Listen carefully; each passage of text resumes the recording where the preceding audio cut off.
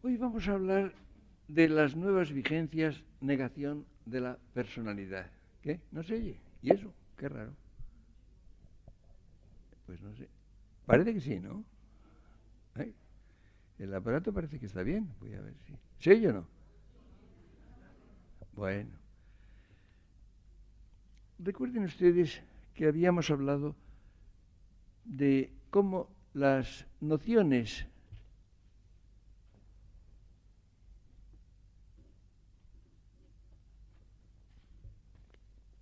en que se funda la moralidad son muy varias. A lo largo de la historia ya hemos visto un poco los cambios que se han producido según las épocas y las justificaciones de esas vigencias morales son también muy cambiantes, muy variables.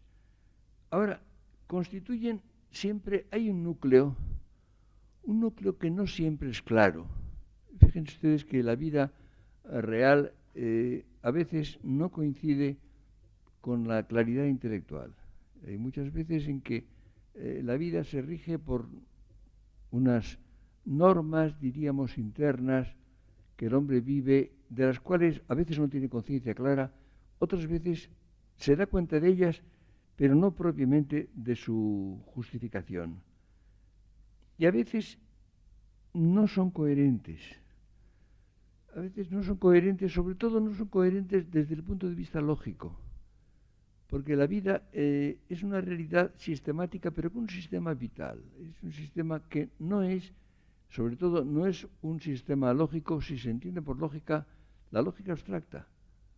Precisamente yo creo que el gran avance de la filosofía en nuestra época y en España muy particularmente ha sido precisamente el descubrimiento de que hay una razón vital, una razón que es no ya que es también razón, sino que es más razón que la razón abstracta, y que evidentemente es la que da un cierto tipo de coherencia al sistema de la vida.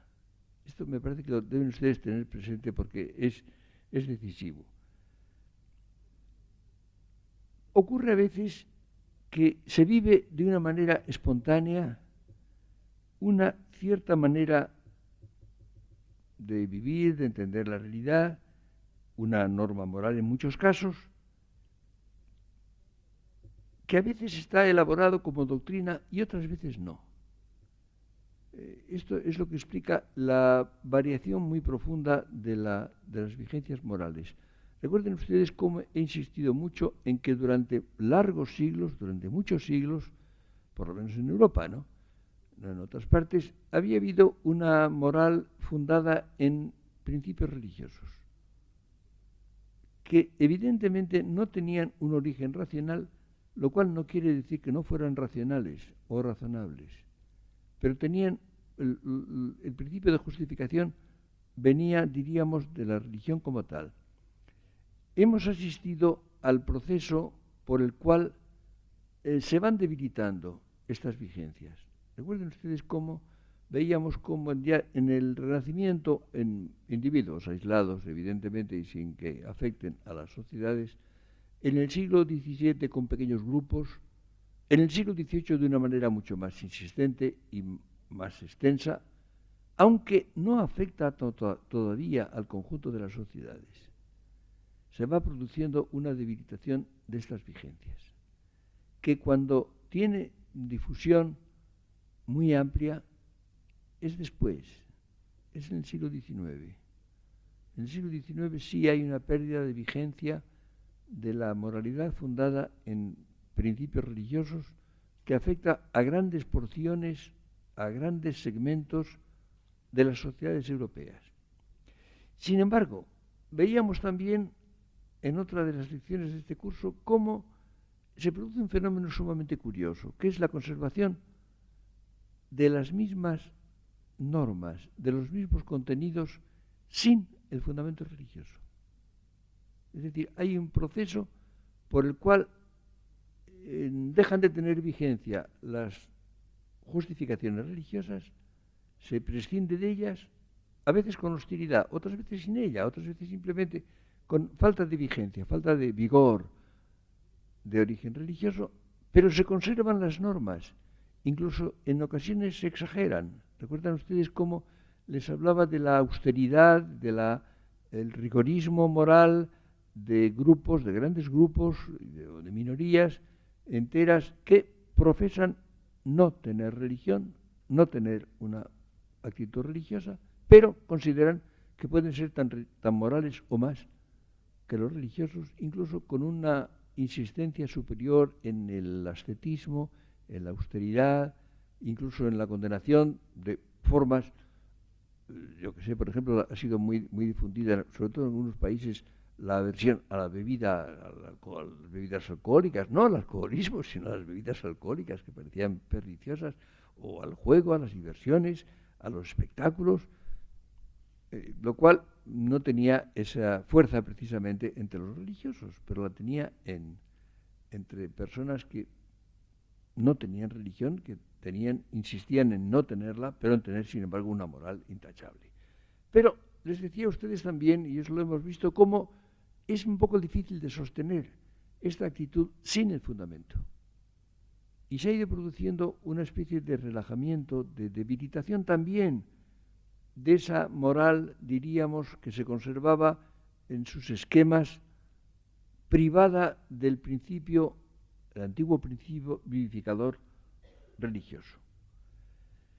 Yo creo que en gran parte, en nuestra época, concretamente en nuestra época ya dentro del siglo XX se ha producido, ha habido una crisis de la moral que se debe no ya a la atenuación o debilitación de las vigencias religiosas, sino a la evaporación de ciertas vigencias que contribuían a mantener una actitud moral y a la irrupción de otras, esto es muy importante, que van en definitiva incluso directamente a veces contra ese núcleo de actitud moral, que no lo hacen posible. Este es un fenómeno reciente, este es un fenómeno del siglo XX y quizá de la segunda mitad del siglo, probablemente de la segunda mitad, mucho más que de la primera. Es un fenómeno que tiene plena actualidad. Piensen ustedes que la moral supone, por lo pronto, una distinción entre el bien y el mal. Esto es capital.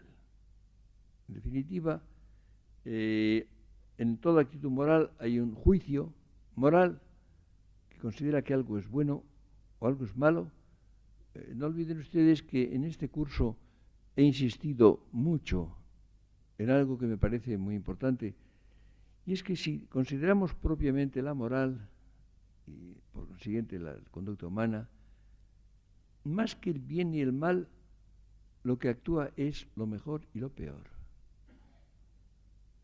Y yo creo que esto ha habido una influencia un poco excesiva del pensamiento griego. Piensen ustedes en el pensamiento platónico, la idea del bien, en la razón en Platón tiene un relieve, es la realidad máxima.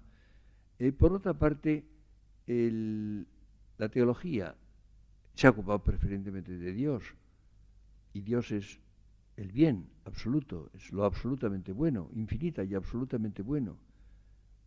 Estos conceptos, por tanto, tienen un origen, por una parte en el pensamiento griego, por otra parte en la teología cristiana, pero quizá no son los más adecuados cuando se trata de la moral, de la conducta humana, en que hay un problema de preferencias, un problema de elección, de grados, y por tanto lo que propiamente actúa y lo que es el objeto más real de la moral es lo mejor y lo peor. Como comparativos, ¿no? La palabra mejor tiene un sentido también de óptimo, del sentido superlativo. No me refiero al sentido superlativo, sino al comparativo. Mejor que o peor que, en forma comparativa. Creo que esto es muy importante el tenerlo en cuenta. Puede haber, claro, discrepancias respecto a los contenidos, pero dentro de esa admisión de que hay diferencia entre bueno y malo, mejor y peor. Si esto desaparece, la moralidad pierde sentido, pierde todo sentido. Ustedes recuerden que el título de este libro de Nietzsche, Jenseits von Gut und Böse, más allá del bien y del mal, es un título inquietante, peligroso, en el fondo utópico. No se puede estar más allá del bien y del mal. Esto no tiene sentido. El hombre vive necesariamente eligiendo, vive prefiriendo. Por consiguiente, no se pone más allá. Más allá del bien y del mal no hay nada. No puede estar una conducta humana. Esta es una idea, diríamos, sumamente utópica. Es una formulación de una actitud que en el fondo vendría a negar la posibilidad de la moral. Esto es, naturalmente, la versión humana, la versión propiamente humana que tiene esta diferencia de bien y de mal es, como condición inexorable, la libertad. Si no hay libertad, si el hombre no es libre, entonces no es responsable. Ustedes piensen que toda determinación que no deja margen para una elección, para una decisión, elimina la posibilidad de la responsabilidad, el sentido mismo de la responsabilidad. La responsabilidad consiste precisamente en poder hacer una cosa u otra y tomar sobre sí la decisión. Entonces sí, naturalmente, cabe un juicio moral sobre la conducta, cabe que esto sea bueno o malo, sea mejor o peor. Pero si no hay libertad, entonces no tiene ningún sentido. Es decir, sobre todo, la responsabilidad consiste en gran parte, además, en ver que los actos tienen consecuencias. Fíjense ustedes que esto sí que es enormemente infrecuente. Es muy frecuente el caso de que la gente considera un acto como tal aisladamente. Entonces, ¿le parece aceptable, por ejemplo? ¿Le parece aceptable o no? En fin, según. Pero sin prever sus consecuencias, sin ver a dónde lleva, es decir, qué va aparejado con ese acto. Claro, como la vida es sistemática, un acto aislado no tiene sentido. Recuerden ustedes cómo cualquier acto, cualquier decisión, se hace por un motivo, por una motivación, con una finalidad, se hace por algo y para algo. Esa fórmula la repetía Ortega precisamente para distinguir el hacer de la actividad. Ortega distinguía siempre entre las actividades que se están ejercitando entre nosotros, o evidentemente todos estamos respirando. Ninguno de ustedes se ha olvidado de respirar desde que está aquí. Es posible que ustedes se han tomado algún alimento, están haciendo la digestión. Su corazón está latiendo y está impulsando la sangre en su organismo. Nada de esto es lo que están ustedes haciendo. Si yo les preguntaría qué hacen ustedes, sería ridículo que me dejaran respirar o digerir, ¿no? Lo que están haciendo es oírme, quizá con impaciencia. Pero es lo que están haciendo. Oír lo que yo les estoy diciendo. Es lo que hacen. Y lo hacen por algo y para algo. Justamente, eso es lo humano. Es el hacer humano.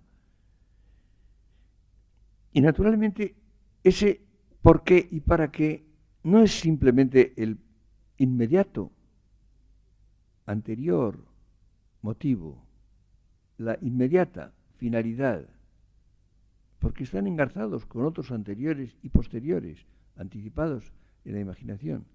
Es decir, un acto cualquiera remite, en definitiva, al conjunto de nuestra vida, al sistema de la vida.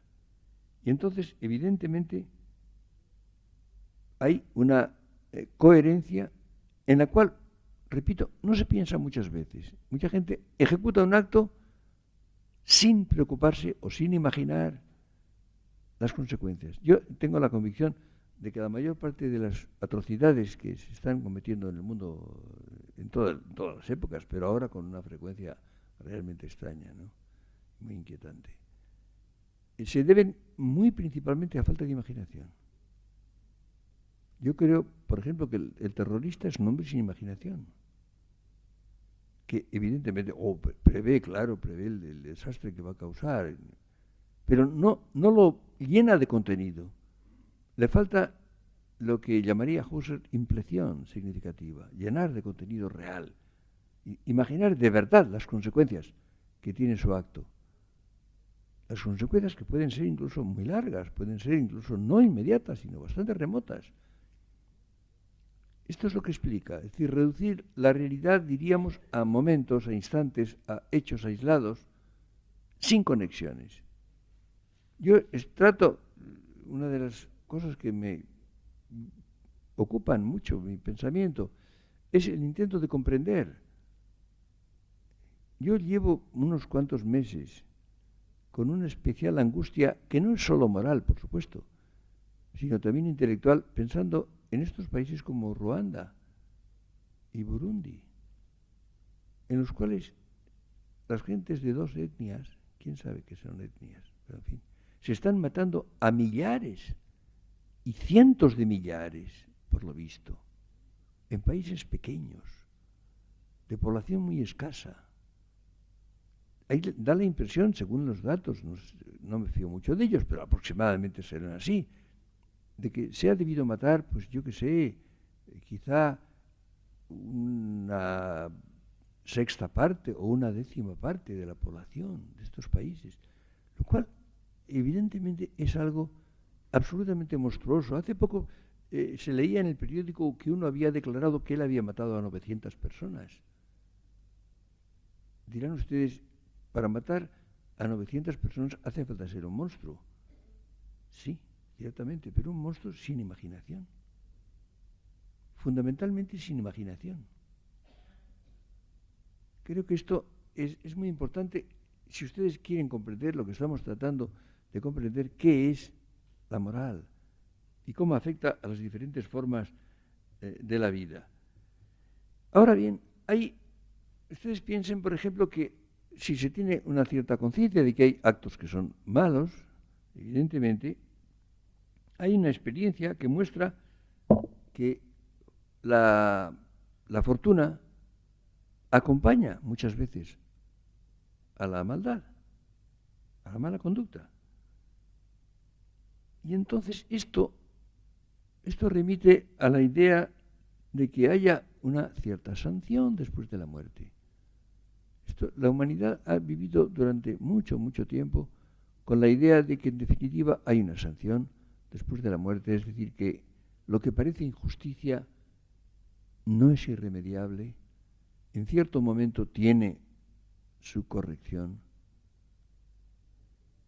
Y en otros casos se ha apelado de un modo mucho más vago y menos convincente a una cierta sanción ante lo que se llamaba una conciencia moral, que no queda muy claro, pero en definitiva se piensa que a última hora el que obra mal, el que es delincuente, el que es criminal, en definitiva lo sabe y ante su conciencia tiene una cierta sanción moral.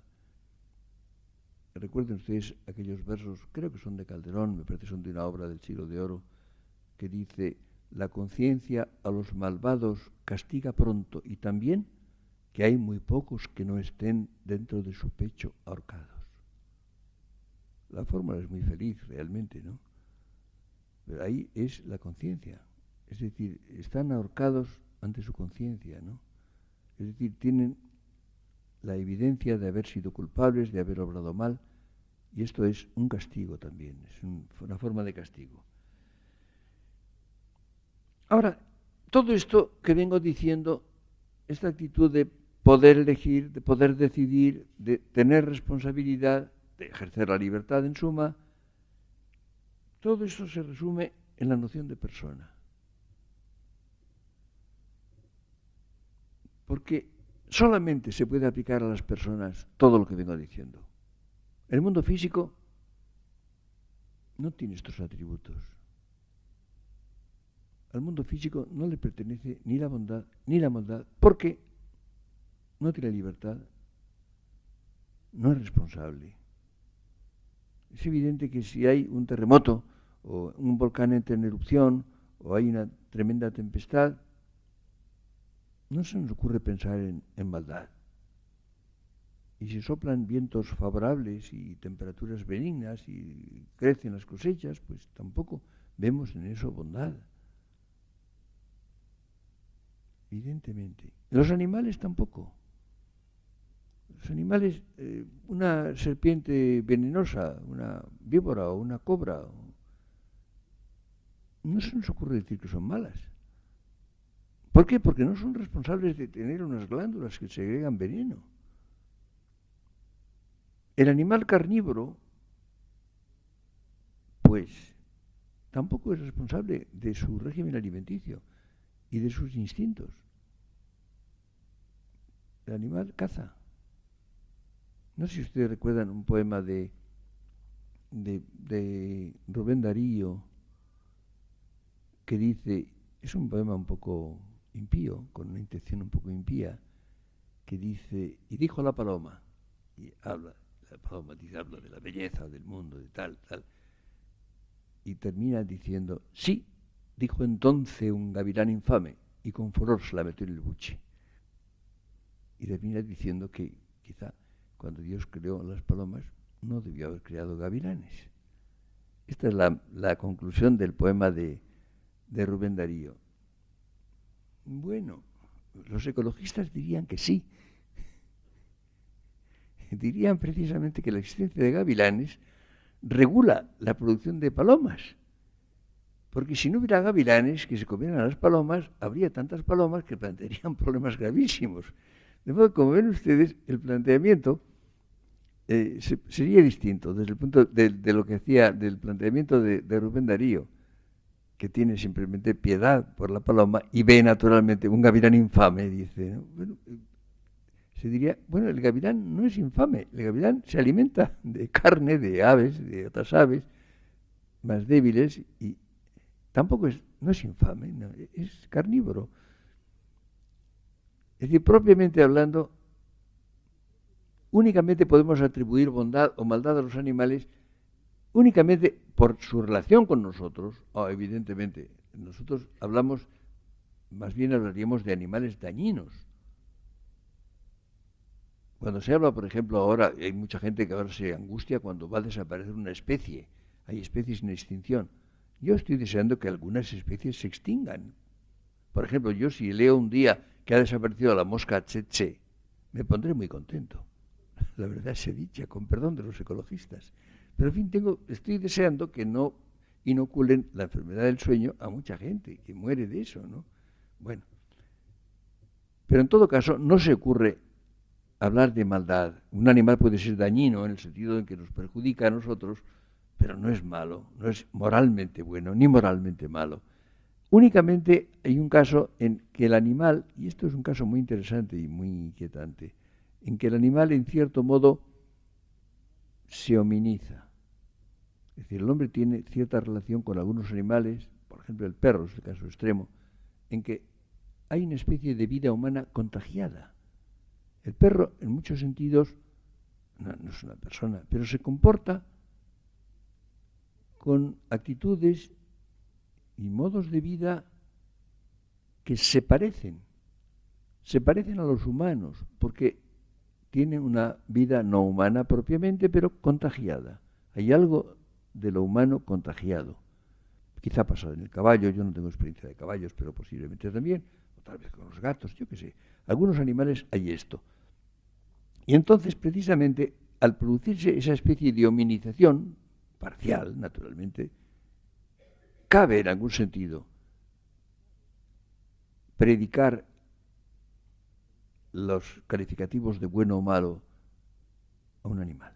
Pero como ven ustedes, es por contagio humano, en definitiva, por tanto, es el hombre mismo el que proyecta su actitud moral sobre el animal, que no le pertenece propiamente como tal, ¿no?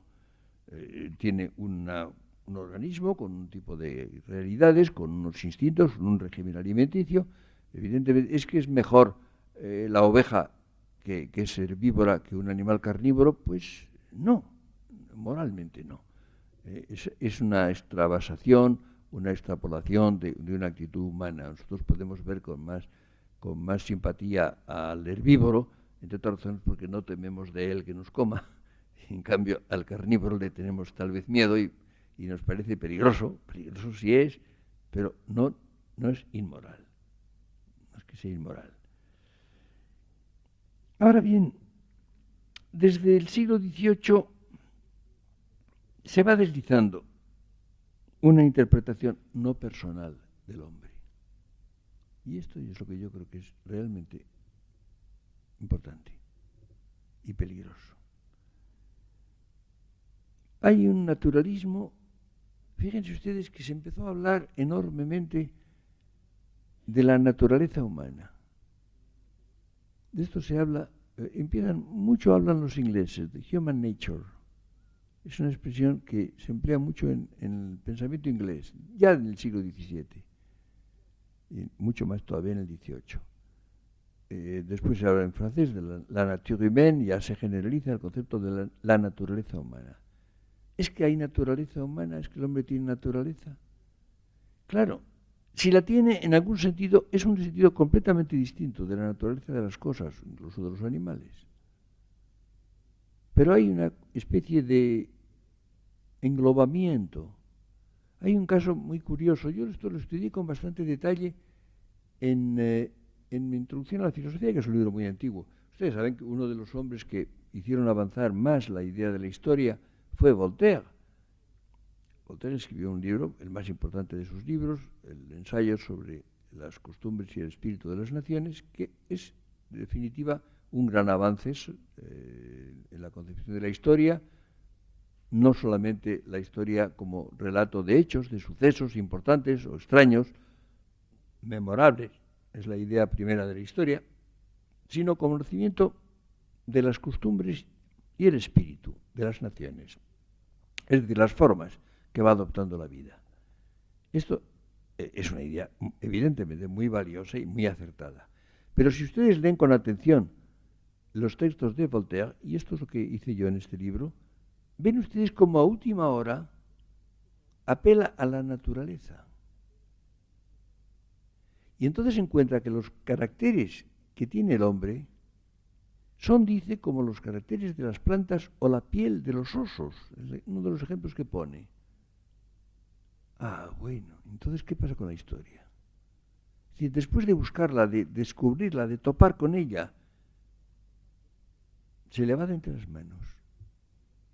Porque todo a última hora lo ponen a cuenta de la naturaleza. Una naturaleza que sería invariable, que sería algo permanente adscrito al hombre como las hojas verdes de los árboles o la piel de los osos. Entonces no hay historia. Es muy curioso que uno de los hombres que han visto de cerca la historia, que han definido su contenido con gran acierto, sin embargo, se le escapa después. Y se le escapa por esa idea precisamente de naturalismo que pronto va a ser un reduccionismo que terminará en ser materialismo. Ustedes saben, por ejemplo, que los pensadores franceses de la Ilustración, sobre todo los más extremados en ello, como Holbach o Helvecio, o no digamos la Métrie, que escribe el famoso libro L'homme machine, el hombre máquina, el hombre es una máquina, según esto. Fíjense ustedes que la imagen de la máquina la había empleado Descartes para los animales. Precisamente a fuerza de insistir en la res cogitans, en la peculiaridad del pensamiento, se pasó, evidentemente, propendía a considerar a los animales, en el fondo, como máquinas. Son máquinas complicadas, muy perfectas, pero máquinas. No son máquinas, esta es la cuestión, tampoco son máquinas. Pero la Métrie aplica ese concepto al hombre mismo, l'homme machine. Ahora bien, ni siquiera los animales son máquinas, son vivientes, con una vida no biográfica, pero sí biológica, con una psique, tienen un psiquismo también los animales. son capaces de sufrimiento, de placer. Hay toda una serie de elementos que son comunes. Cuando se insiste en el parecido entre el hombre y el animal, se piensa en los antropoides, los monos antropoides. No, yo voy más allá. Los animales superiores son bastante parecidos. En muchos sentidos hay gran parte del animal, fisiológicamente y hasta psíquicamente, que es bastante parecido. Es decir, que es evidente que un perro, un caballo, una oveja, un toro, son bastante parecidos en muchas cosas al hombre.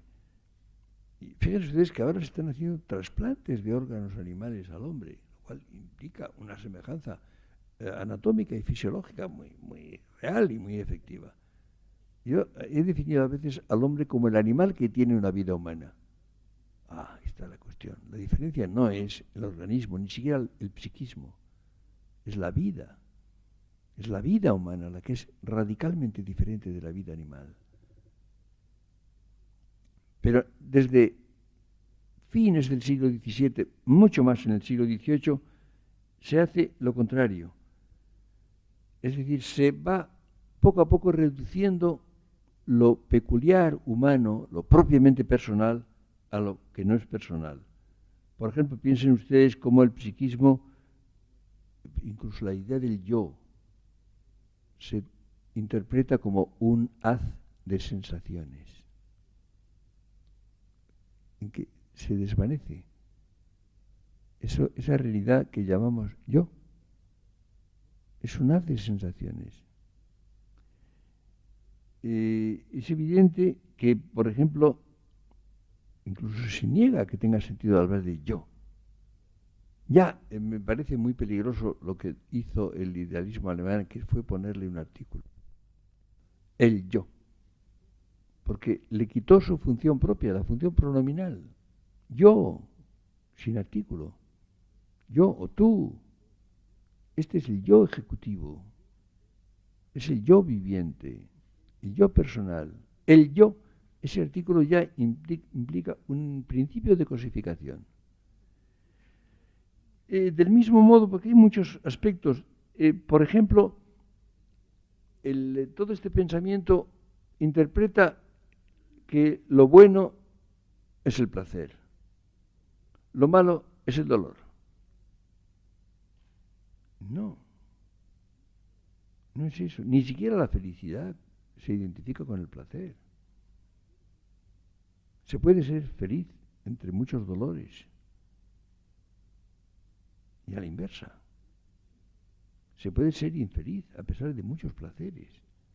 Sin embargo, todo el pensamiento de esta orientación, que culminará precisamente en el utilitarismo ya en el siglo XIX, identifica el bien con el placer, el mal con el dolor y precisamente cuantificándolos. Es decir, más placer o menos, más dolor o menos y del mayor número. Piensen ustedes, las fórmulas del utilitarismo son esas.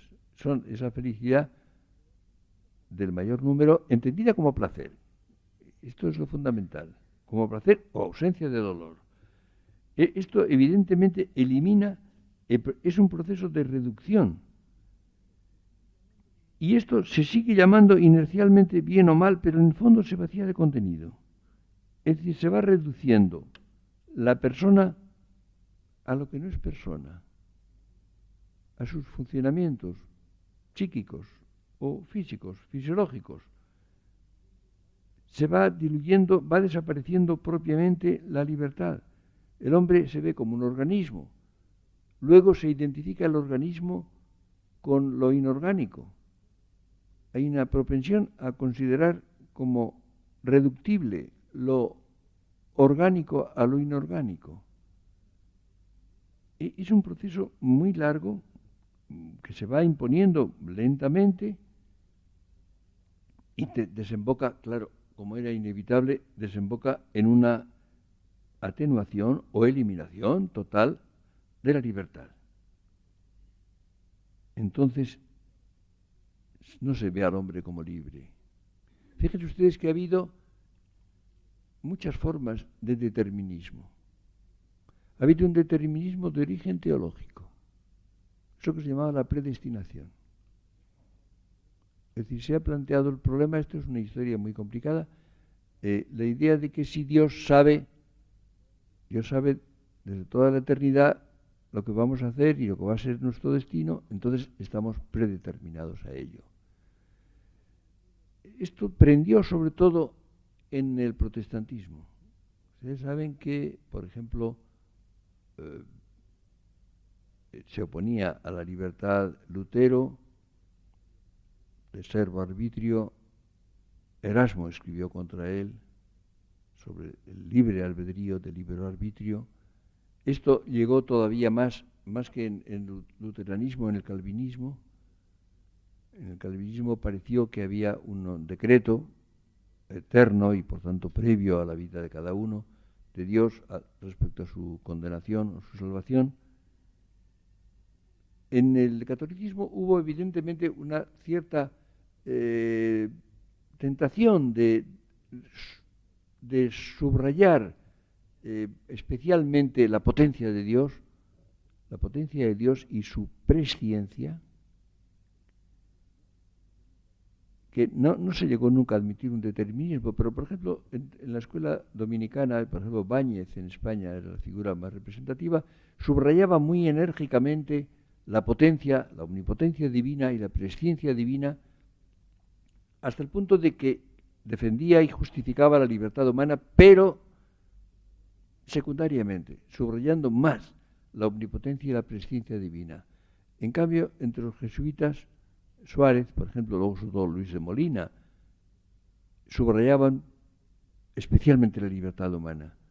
Afirmaban, por supuesto, la omnipotencia divina, y precisamente hay una distinción de varios tipos de ciencia de Dios, y hay un concepto muy agudo, no puedo entrar en él, nos llevaría muy lejos, de lo que llamaban la ciencia media. La ciencia media explicaba cómo, en definitiva, la presciencia y la omnipotencia son conciliables totalmente con la libertad humana. Pero en el siglo XVIII no es esto lo que preocupa, no es precisamente, esto tuvo importancia entre las polémicas entre jesuitas y jansenistas, pero más bien a fines del siglo XVII. En el siglo XVIII el tipo de determinismo es de otro tipo, es distinto, o es biológico o es psíquico, después va siendo social, va derivando a ser algo que depende de las leyes económicas. Incluso ya en nuestro siglo, sobre todo, se habla del sentido de la historia. Ustedes saben, por ejemplo, que el marxismo utilizó mucho el concepto del sentido de la historia. La historia va en un sentido y esto es lo que lleva al hombre que, en el fondo, no tiene libertad, no es libre. Se hablaba, por ejemplo, de cómo está determinado por su condición social. El marxismo creerá porque el hombre está determinado por su condición social. El que es burgués o el que es proletario, por ejemplo, tiene un tipo de conducta y un tipo de mentalidad que está condicionada por esto. Y entonces, o bien son los mecanismos psíquicos, piensen ustedes, por ejemplo, en lo que se llama los reflejos condicionados, por ejemplo, que estudió también Pavlov, o bien, en una forma, si quieren ustedes, más refinada, lo que se llama las pulsiones, estos impulsos, por ejemplo, en el pensamiento de Freud, tienen una importancia extraordinaria. Es decir, son atenuaciones, limitaciones de la libertad que acaban por anularla. Si a esto añaden ustedes el creer que la historia va en un cierto sentido, recuerden ustedes, lo he señalado varias veces porque es una característica del pensamiento de gran parte del siglo XIX, la idea de lo definitivo, que aparece en Hegel, que aparece en Auguste Comte y aparece en Marx. Es decir, hay una historia, hay un cambio histórico, una variación histórica, pero hay un estado definitivo, que para Hegel es el mismo, es el conocimiento, el saber absoluto, y para Comte es el estado positivo, y para Marx es justamente el establecimiento del comunismo y la abolición del Estado, sin imaginar que después haya otras cosas, que después haya algo distinto, haya algo nuevo. Es decir, es la eliminación de la libertad, individualmente o históricamente. Esto ha llevado a que se haya producido durante 2 siglos, ya van 2 siglos largos, algo más de 2 siglos, un proceso de despersonalización.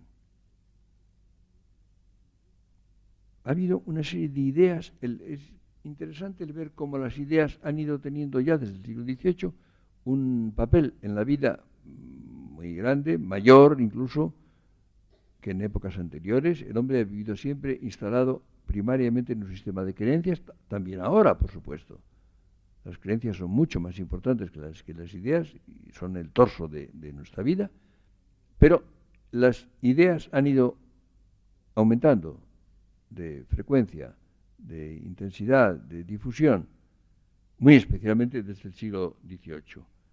Y, naturalmente, ha habido una serie constante de impactos de ellas sobre los individuos. Y esto ha hecho que se hayan ido estableciendo otras vigencias, nuevas vigencias, que se han ido reforzando cotidianamente, con recursos enormes. Ustedes piensen, por ejemplo, en el cambio, es una cosa que rara vez nos damos cuenta, del cambio de lo que se llama información. Ustedes piensen que ya un primer cambio muy grande fue la imprenta.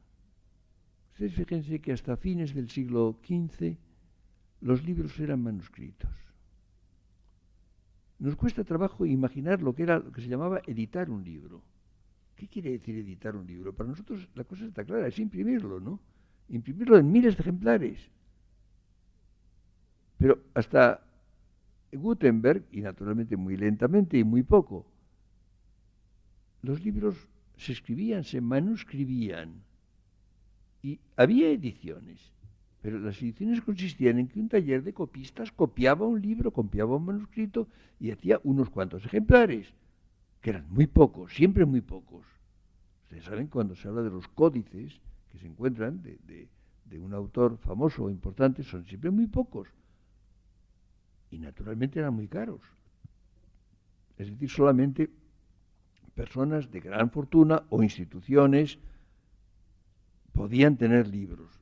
Ustedes saben, por ejemplo, que durante mucho tiempo, ya incluso en tiempo de la imprenta, cuando se habla de una figura, una persona importante que tenía una gran biblioteca, son unos centenares de libros. En el siglo XVI, por ejemplo, una gran biblioteca tiene unos cientos de libros. Es muy difícil que nadie llegara a tener 1.000.000 de libros. Esto ya con la imprenta. Antes de la imprenta el número es enormemente pequeño.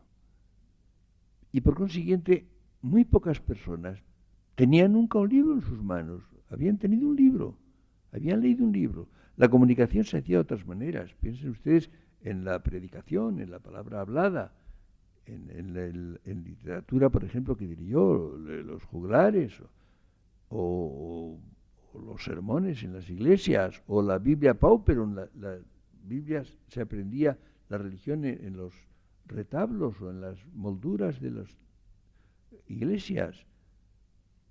La gente reconocía las cosas. Se ha pasado lo contrario. Hace poco se publicó un artículo en Francia diciendo que el desconocimiento religioso de la juventud actual hacía que no se pudiera, por ejemplo, entender el arte. Decía un profesor que iban a una iglesia y había una figura, una imagen de un santo con unas llaves. Nadie sabía que era San Pedro. Esto, naturalmente, para todo el mundo que tenga una cierta edad es evidente, no sé, pues, pero hay mucha gente que no tiene ni idea. Un sello con unas llaves, esto no dice nada, no quiere decir nada, y entonces no se entiende la simbología de las imágenes o de la liturgia en general.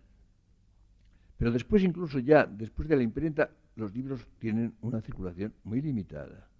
Seguían siendo pocos, tiradas cortas, los precios eran bastante caros, naturalmente, aún mucho menos que el libro manuscrito, pero además no sabía leer más que una minoría. leía muy poca gente. La proporción de los analfabetos, que no eran monstruos ni personas anormales, lo anormal era más bien saber leer y escribir, ¿no? No leían. Ustedes comparen con la situación ya hace unos cuantos siglos, ya en el siglo XVIII hubo un crecimiento enorme, hubo periódicos, hubo las revistas, más o menos de otro tipo, los libros se difundieron incomparablemente más, se sabía leer, aumenta el número de urbanos que saben leer y que leen mucho. Piensen ustedes, hay datos interesantes, por ejemplo, las obras de Feijóo, a mí me sorprendió mucho, saben ustedes que Feijóo publicó sus libros, sus ensayos y sus cartas críticas, cartas eruditas, son en total 13 volúmenes durante bastantes años, pero se calcula que se vendieron en un plazo de 30 años más o menos unos 400.000 libros, unos 400.000 libros, ejemplares, de los diferentes tomos, lo cual es sorprendente. Cuando se publicó el Fray Gerundo de Campazas, que fue un libro muy de escándalo y fue retirado por la Inquisición en parte, bueno, la primera edición, me parece que eran 3.000 ejemplares, se agotó en días, en unos días. Yo tuve la suerte de encontré un ejemplar, son 2 tomos, encontré un tomo de la segunda edición, lo compré, me apresuré a comprarlo. Bueno, y al cabo de un tiempo encontré los 2 de la primera. Y lo que es más raro todavía, luego encontré el otro tomo de la segunda. De modo que tengo la primera y la segunda ediciones de este libro, rarísimo. Pero quiero decir que tuvo una venta fulminante. Pero naturalmente nada comparable con la situación actual, con los periódicos, con enormes tiradas, con la radio y la televisión. Imaginen ustedes lo que significa. Pero esto ya, es decir, el crecimiento vertiginoso de los medios de comunicación y por tanto de los impactos informativos que recibe el individuo, esto donde empieza la aceleración es en el siglo XVIII. Y ya desde entonces va creciendo cada vez más, pero ya entonces. Y esto hace naturalmente que esas vigencias que se están proponiendo se vayan imponiendo. Y entonces se va produciendo una sustitución de la realidad personal por otra que no es personal. Esto es lo grave. Esto tiene una gravedad incalculable, de la cual no nos damos cuenta.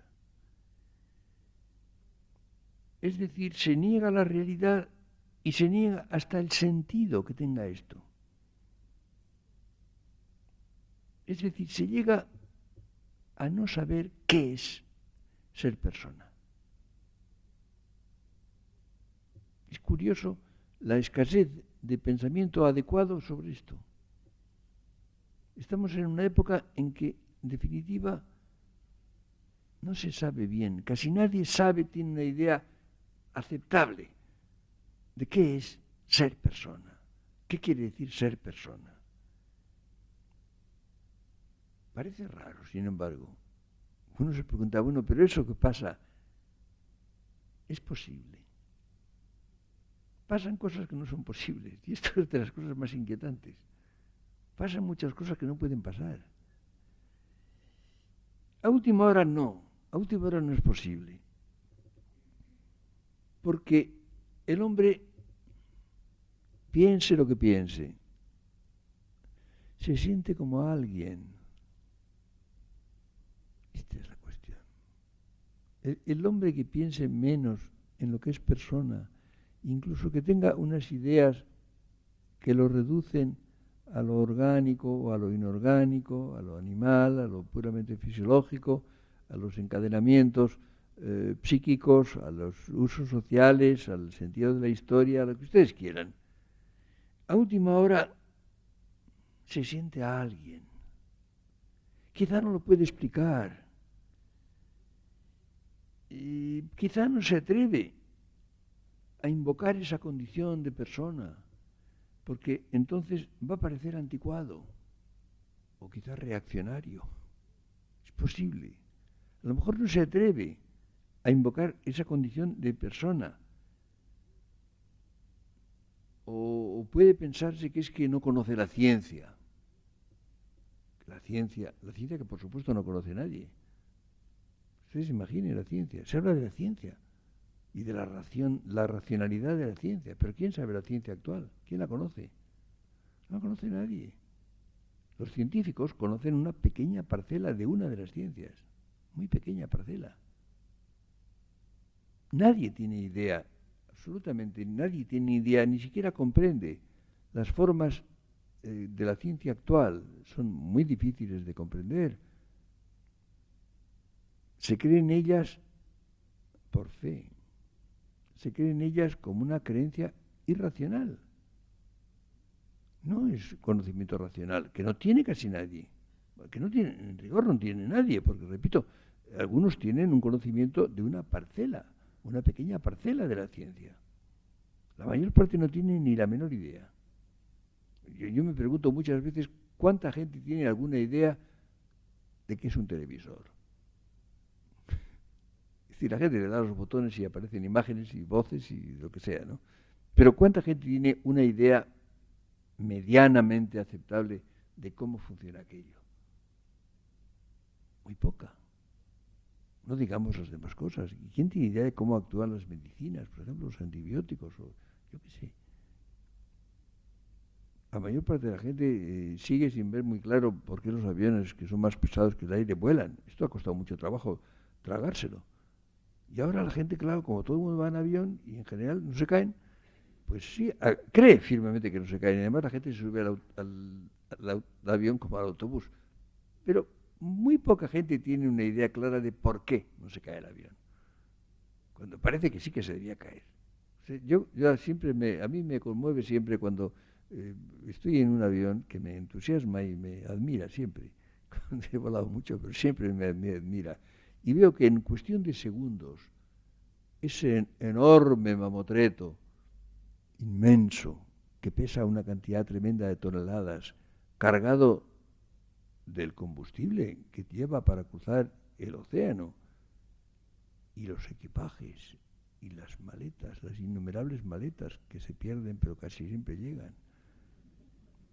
¿Cómo en cuestión de segundos se pone a 2.000 metros y luego a 10.000? Realmente es algo que a mí me sigue asombrando. ¿Quieren ustedes que les diga? Pero la mayor parte de las personas no tienen ni idea de cómo pasa todo esto, ¿no? Es decir, se ha sustituido una creencia por otra creencia, tan creencia como la anterior, por lo menos. Y en definitiva, hay otro hecho curioso, que es que todo el mundo juzga. Todo el mundo está juzgando a todo el mundo. Pero si no hay libertad, si el hombre no es libre, ¿qué sentido tiene juzgarlo? Es curioso que cuanto menos se cree en la libertad, más se juzga. Yo me acuerdo que Ortega decía una frase que yo he repetido y la he hecho mía: a ser juez de las cosas voy prefiriendo ser su amante. Pues la mayor parte de la gente prefiere ser juez. Prefiere ser juez con incoherencia, porque cree que no hay libertad, cree que el hombre no es libre, pero juzga. Juzga porque, pues porque en el fondo sí, porque se siente libre.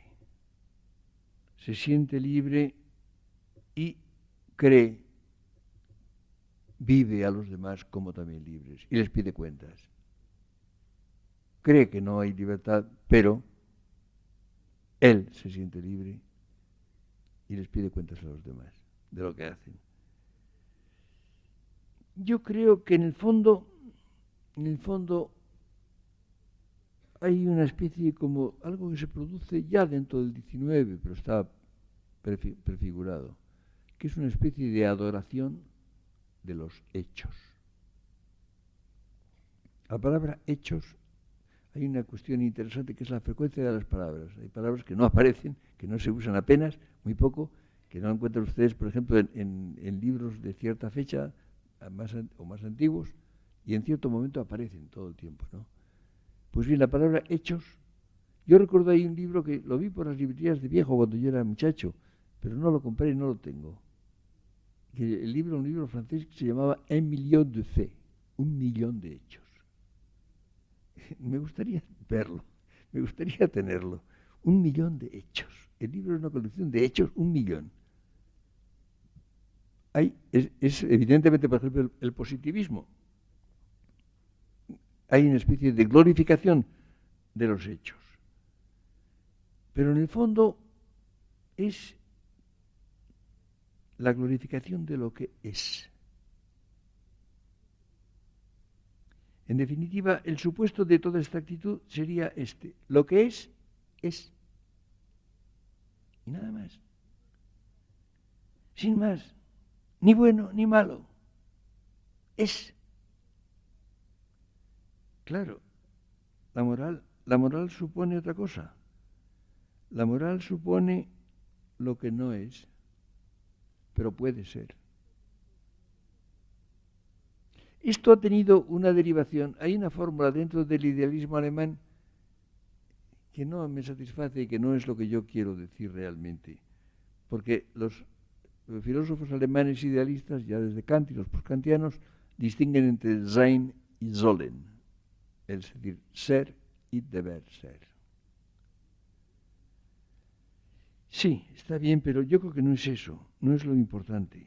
Lo importante no es lo de deber ser, sino lo que puede ser. Es decir, es la posibilidad. Es la posibilidad, es la introducción de la posibilidad de la irrealidad como forma e ingrediente de lo real. Y eso es lo propio de la persona. Ahí está la cuestión. Es lo que hace que la persona sea distinta de toda otra realidad. En la persona no es que lo que es, no. La persona está hecha de irrealidad. Está hecha de posibilidades que se realizan o no. Y es un ingrediente de la realidad misma. La realidad de la persona incluye la irrealidad.